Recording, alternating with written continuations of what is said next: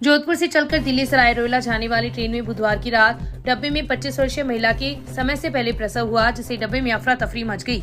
Engine के पास वाले general डब्बे में यात्रा कर रही महिला अकेली थी। डब्बे में बैठी अन्य महिलाओं ने प्रसव करवाया तथा रेलवे प्रशासन को सूचना दी, जिस पर जीआरपी व आरपीएफ के जवान मौके पर पहुंचे तथा एम्बुलेंस के माध्यम से महिला को जिला अस्पताल में भर्ती करवाया। इस घटना के चलते उक्त ट्रेन लगभग आधे घंटे तक रेलवे स्टेशन पर खड़ी रही। जिला अस्पताल में भर्ती करवाने के बाद डॉक्टरों ने महिला को संभाला तथा ब्लड चढ़ाकर स्थिति नॉर्मल कर उसे चूरू के लिए रेफर कर दिया। जीआरपी के थाना अधिकारी भगवान सिंह ने बताया कि इस गाड़ी में मेड़ता से 25 वर्षीय ज्योति पत्नी अजय बावरी निवासी हनुमान चौराहे के पास अलवर अकेली सवार हुई थी, तो रेवाड़ी उतरकर दूसरी ट्रेन से अलवर जाने वाली थी कि रतनगढ़ के पास जैसे ही ट्रेन पहुंची तो महिला की प्रसव पीड़ा शुरू हो गई।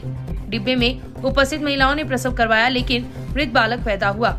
महिला को प्राथमिक उपचार के बाद चूरू रेफर कर दिया गया तथा महिला के पति जो पाली के पास कपास काटने का कार्य कर रहा था उसे सूचना दी। परिजनों का पुलिस रतनगढ़ पहुंचने पर इंतजार कर रही थी तथा मृत बालक का शव मोर्चे में रखवाया गया है।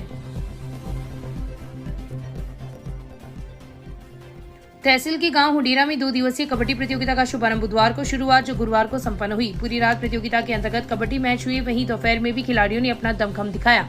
प्रतियोगिता में 45 टीमों ने भाग लिया। फाइनल मुकाबला गुरुवार की दोपहर सालासर व बाबूसर की टीम के बीच हुआ, जिसमें बाबूसर की टीम विजेता रही तथा सालासर की टीम को उप विजेता का खिताब मिला।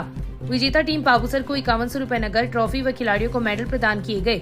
उप विजेता टीम सालासर को 3100 रुपए नगद व ट्रॉफी प्रदान की गई। तीसरे स्थान पर हुडेरा की टीम रही, जिसे भी 1100 रुपए नगद व ट्रॉफी प्रदान की गई।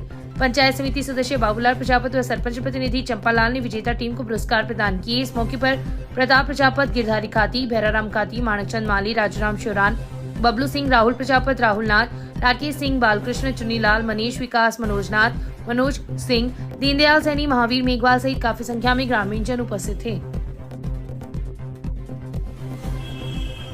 पटियाला नवयुवक मंडल के तत्वाधान में 15 दिवसीय सालासर पैदल यात्रियों की सेवा शिविर का शुभारंभ गुरुवार को हुआ।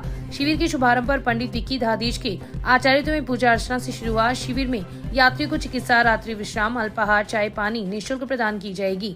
इस मौके पर अध्यक्ष राजकुमार गुर्जर, हनुमान प्रसाद सोनी, विशाल धादीज, बाबूलाल खंडेलवाल, महेंद्र धादीज, हतमल खंडेलवाल, रामलाल दिरासरी, सागरमल प्रजापत, किशनलाल धादीज, महेश धादीज, सीताराम दिरासरी, बबलू सिमार, सावरमल सिमार, सुरेश प्रजापत, वासुदेव खंडेलवाल, पवन खंडेलवाल, जगदीश मारोटिया, मुकेश जोशी, दिनेश प्रजापत, अशोक गुर्जर सहित कई लोग उपस्थित थे।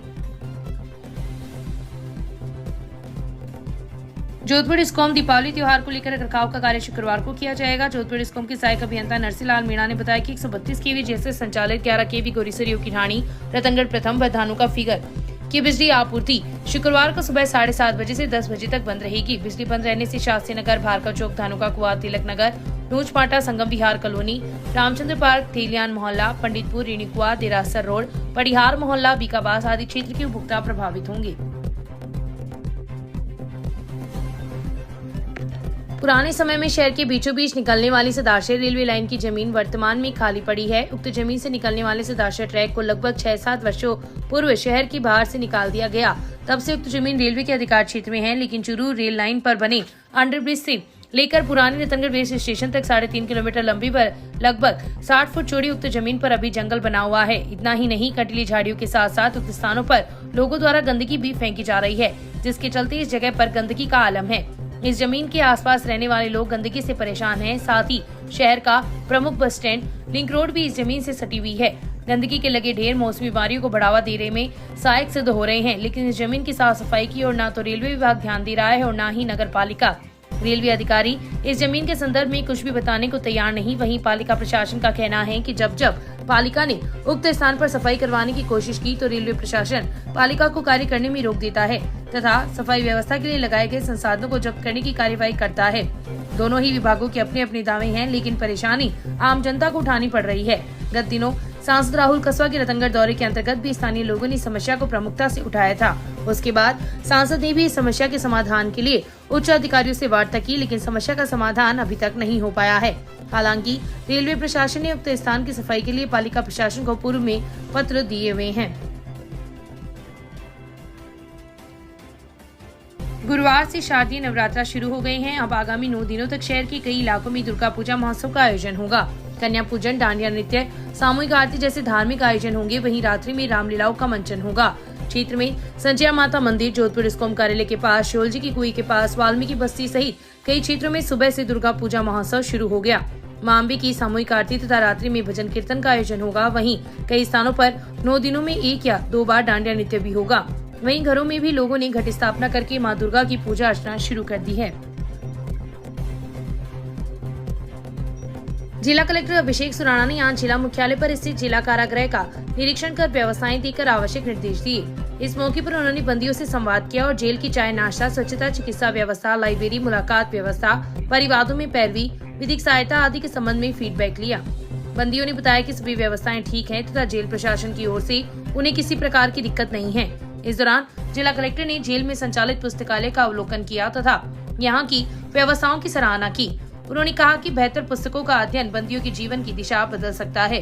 उन्होंने कार्यवाहक अधीक्षक राज महेंद्र विश्नोई को जेल व्यवस्थाओं के समुचित संचालन के निर्देश दिए और सुरक्षा को लेकर किसी प्रकार की शिथिलता नहीं बरतने को कहा। इस दौरान जिला कलेक्टर ने मुलाकात कक्ष, कार्यालय, महिला व पुरुष बैरक, बंदियों के लिए बन रही भोजन व रसोई घर आदि व्यवस्थाओं का जायजा लिया। उन्होंने निर्माणाधीन बैरक का भी निरीक्षण किया और निर्माण समयबद्ध ढंग से पूरा करने व गुणवत्ता सुनिश्चित करने के निर्देश प्रदान किए। इस दौरान उप कारापाल दिलीप कुमार, प्रहरी नरोत्तम सिंह, प्रहरी महेंद्र सिंह, महिला वार्ड प्रभारी मोनिका आदि मौजूद रहे।